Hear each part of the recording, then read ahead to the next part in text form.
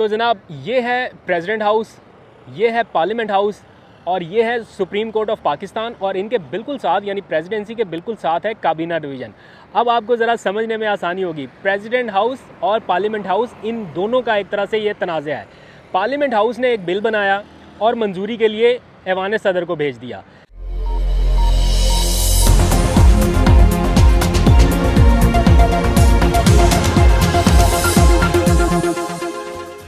बिस्मिल्लाहिर्रहमानिर्रहीम, अस्सलाम वालेकुम। पाकिस्तान और दुनिया भर में देखने और सुनने वालों को अब्दुल कादिर का सलाम। इस वक्त मैं रेड जोन में हूँ और मेरे बिल्कुल अकब में प्रेसिडेंट हाउस है, यहाँ पर आप देख सकते हैं। तो थोड़ी सी सिचुएशन आपको बताने के लिए कि ये प्रेसिडेंट हाउस है, इसके बिल्कुल साथ पार्लियामेंट हाउस है और इसके बिल्कुल पास सुप्रीम कोर्ट ऑफ पाकिस्तान है। तो इन तीन इमारतों में इस वक्त ऐसी हलचल सी मची हुई है कि पूरे पाकिस्तान का मुकदमा समझ लीजिए कि इन तीनों इमारतों के साथ साथ है। और इस जो प्रेसिडेंट हाउस है इसके बिल्कुल साथ यहाँ पर जो बिल्डिंग आप देख रहे हैं ये काबीना डिवीज़न है और इसके बिल्कुल साथ यहाँ पर जो एरिया है ये प्राइम मिनिस्टर हाउस का है। तो ये सारी आईने इमारतें जो हैं वो इसी शाहराह के ऊपर वाक़ हैं और इसको बोलते हैं शाहराह दस्तूर। तो अब से कुछ देर पहले जो एक्शन शुरू हुआ है उसकी तफसील भी आपको बताता हूँ ताकि थोड़ा सा आप समझ लें। प्रेसिडेंट हाउस से यानी इस बिल्डिंग से आरिफ अलवी साहब ने एक हुक्मनामा जारी किया है प्राइम मिनिस्टर ऑफिस को कि जनाब जो मेरे प्रिंसिपल सेक्रेटरी हैं उनको फौरी तौर पर बदल दिया जाए। प्रिंसिपल सेक्रेटरी जो है वो किसी भी प्रेसिडेंट का या प्राइम मिनिस्टर का जो सबसे पावरफुल उनके पास सरकारी अफसर होता है वो पोस्ट होती है। इमरान खान जब प्राइम मिनिस्टर थे उनके पास भी प्रिंसिपल सेक्रेटरी थे, जो भी प्राइम मिनिस्टर हो, शहबाज शरीफ थे, काकर साहब थे, जो भी हैं उन सब के पास एक प्रिंसिपल सेक्रेटरी होता है जिसके थ्रू ऑर्डर्स इम्प्लीमेंटेशन का काम सारा होता है।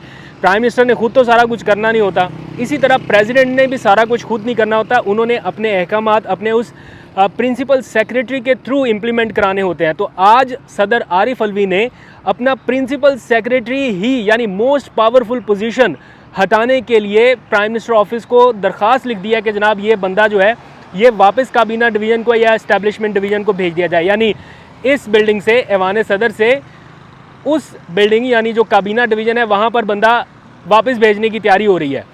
तो आरिफ अलवी साहब ने अभी तक खुलेआम या बिल्कुल खुलकर कोई बात नहीं की, लेकिन ये इतना बड़ा इंडिकेशन है क्योंकि कल से लेके अब तक बहुत सारे लोग ये मुतालबा कर रहे थे कि आरिफ अलवी साहब को अब तक एक्शन कर देना चाहिए था उन लोगों के ख़िलाफ़ जो लोग उनकी हुक्मदूली में मुलव्विस थे।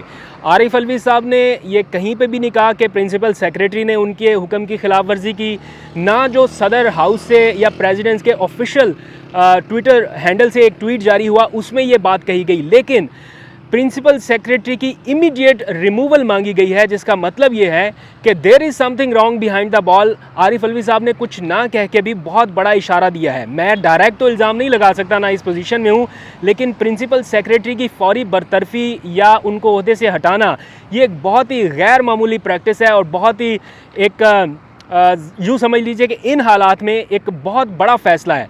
अब मैं आपको ज़रा सा बैक स्क्रीन करके या फ्लिप स्क्रीन करके दिखाता हूँ कि एक्चुअली हो क्या रहा है। बड़ी इंटरेस्टिंग सिचुएशन है, मेरे साथ रहें ज़रा।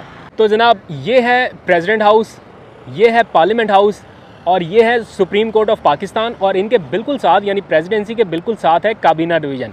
अब आपको ज़रा समझने में आसानी होगी, प्रेसिडेंट हाउस और पार्लियामेंट हाउस इन दोनों का एक तरह से ये तनाज़ा है।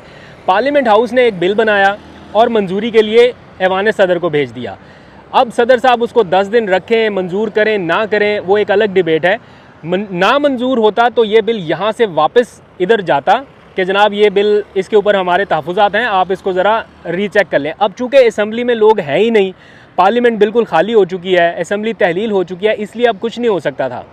तो अब प्रेसिडेंट हाउस ने वो जो कानून था या बिल था वो पार्लियामेंट हाउस को वक्त पर भेजा या नहीं भेजा ये तो तहकीकात में साबित होगा। अब इन दो आईनी इमारतों के दरमियान होने वाली जो एक तनाज़ा है या एक कंट्रोवर्सी है, इसका फ़ैसला कौन करेगा? यहाँ पर सुप्रीम कोर्ट ऑफ पाकिस्तान में होना है। ये बिल्कुल साथ साथ हैं। ये इस जो शाहराह है, जिस शाहराह पर ये सारी बिल्डिंग्स है, इसको बोलते हैं शाहराह दस्तूर, कॉन्स्टिट्यूशन एवेन्यू, यानी इसके ऊपर सारी आईनी इमारतें हैं। ये जितनी भी आप बिल्डिंग्स देख रहे हैं, कहीं पे FBR का दफ्तर है वो इस साइड पे है, प्रेसिडेंट हाउस भी यहाँ पर है, ये रहा प्रेसिडेंट हाउस, ये पार्लियामेंट, आगे सुप्रीम कोर्ट, फिर प्राइम मिनिस्टर हाउस, फिर इलेक्शन कमीशन, ये सारा कुछ जो है वो यहीं पे है। तो जनाब अब सुप्रीम कोर्ट में होना है फ़ैसला, लेकिन सुप्रीम कोर्ट में फ़ैसले से पहले प्रेसिडेंट हाउस ने प्राइम मिनिस्टर ऑफिस को एक ख़त लिखा जो कि सुप्रीम कोर्ट से अगली बिल्डिंग है प्राइम मिनिस्टर हाउस की।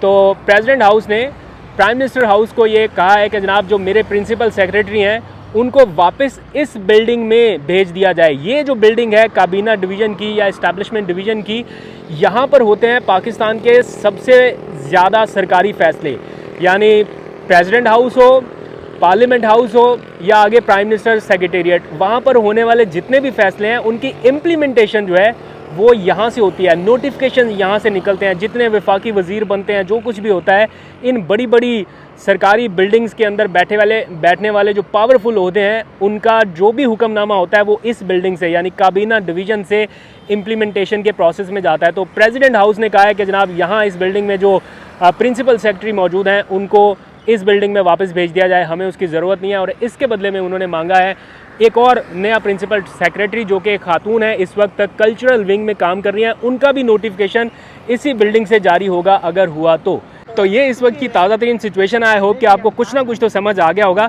लेकिन मैं हैरान हूँ उन लोगों पर जिन्होंने कल तज्जिया निगार बन के, सीनियर तज्जियाकार बन के टेलीविजन्स पर बैठकर सदर आरिफ अलवी को महज इसलिए तनकीद का निशाना बनाया कि उन्होंने दस्तखत कर दिए और उनको पता नहीं चला।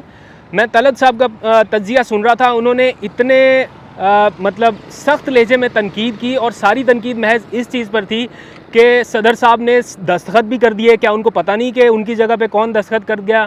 फिर सदर साहब ने तस्वीरें बनाई, क्या उनको नहीं पता कि तस्वीर बन रही है, उन्होंने दस्तखत कर दिया। भाई ना सदर साहब ने दस्तखत किए थे, ना वो तस्वीर इस बिल पर दस्तखत करने की थी, वो उन बिलों को रिटर्न करने के हवाले से जो तस्वीर थी, जो 7 बिल उन्होंने वापस किए थे। इस बिल के हवाले से तस्वीर क्यों नहीं बनी, इसका जिक्र हामिद मीर साहब पहले ही कर चुके हैं कि सदर आरिफ अलवी इस मामले को कंट्रोवर्शियल नहीं बनाना चाहते थे और उन्होंने ये जो बात है वो सदर आरिफ अलवी से गुफ्तगू करने के बाद कही है। उन्होंने बताया है टीवी प्रोग्राम में कि मैं आरिफ अलवी का जो ऑफिशियल वर्जन है वो आपको बता रहा हूँ उनसे बात करने के बाद। और उन्होंने हामिद मीर साहब ने ये बताया कि आरिफ अलवी ने 24 घंटे का जो वक्त लगाया वो इस वक्त में तहकीकात करवा रहे थे, अंदर खाते अपने लोगों से पूछ रहे थे, पूछगछ हो रही थी और वो इस नतीजे पर पहुंचना चाह रहे थे कि वो अब क्या नेक्स्ट स्टेप ले। ज़ाहिर बात है ये इतना अहम और गैर मामूली नौइयत का उनका फ़ैसला था ट्वीट करने के हवाले से, तो इसको फौरी तौर पर करते या इसको किसी तरीके से ट्वीट के ज़रिए या जैसे भी उन्होंने एलैबोरेट करना था अपने लफ्ज़ों में वो उन्होंने किया। तो इसमें उन्होंने कानूनी माहिरीन से भी मुशावरत करनी थी, अपने कुछ करीबी लोगों से भी उनका मशवरा होना था, तो इसमें थोड़ा सा टाइम लगा।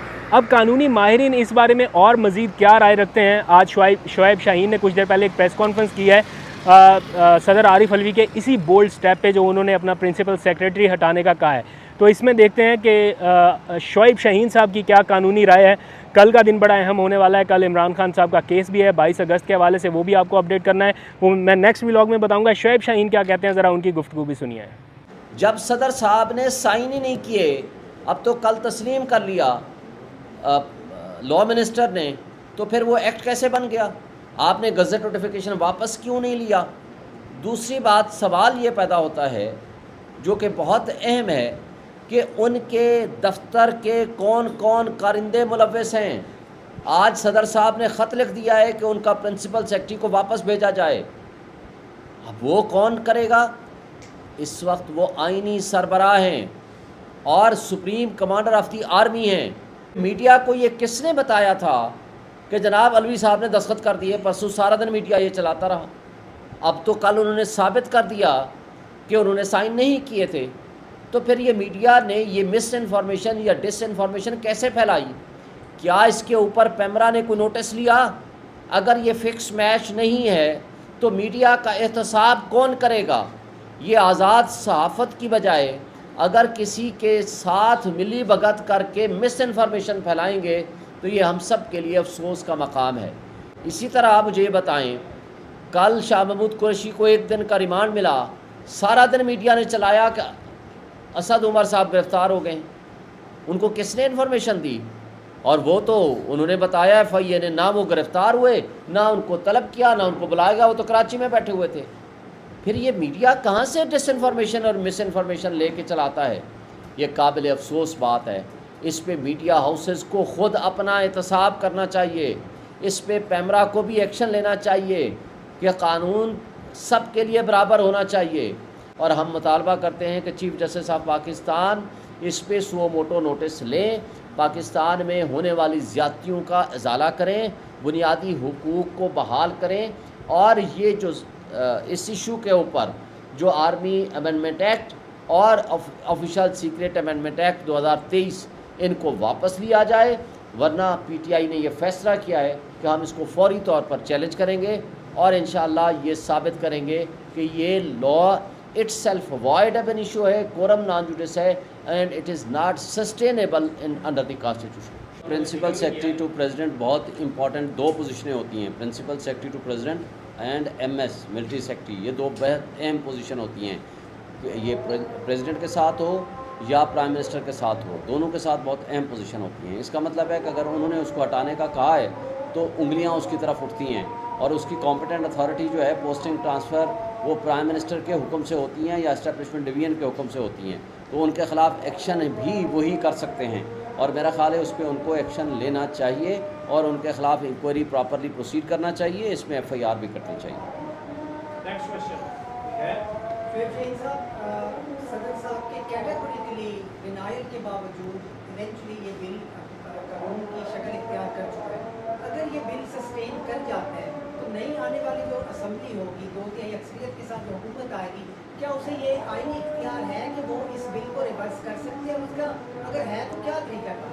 देखें, इस वक्त पहले तो उन्होंने इसको गज़ट नोटिफाई किया हुआ है, क़ानून बनाया हुआ है। सबसे पहले तो उसको या गज़ट नोटिफिकेशन गवर्नमेंट वापस ले, या उसको सुप्रीम कोर्ट या हाई कोर्ट उसको सेटिसाइड कर दे। जब वो अल्ट्रा वायरस डिक्लेयर हो जाएगा फिर वो बिल की सूरत होगी।